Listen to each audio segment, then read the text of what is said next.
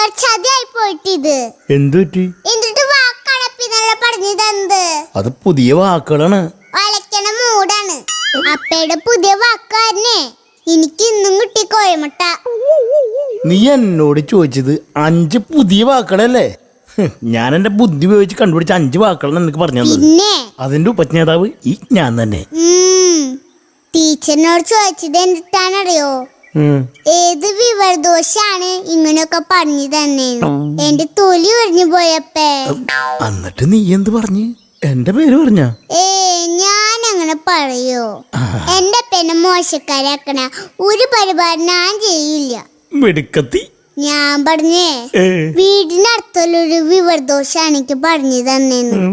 അപ്പ ടീച്ചർ പറയണേ ഇനി ഇതുപോലെയുള്ള വിവരദോഷോടൊന്നും ചോദിക്കാൻ നിൽക്കുന്നതാണ്. അങ്ങനെ ഞാനപ്പയുടെ മാന രക്ഷിച്ചു അല്ലപ്പേ.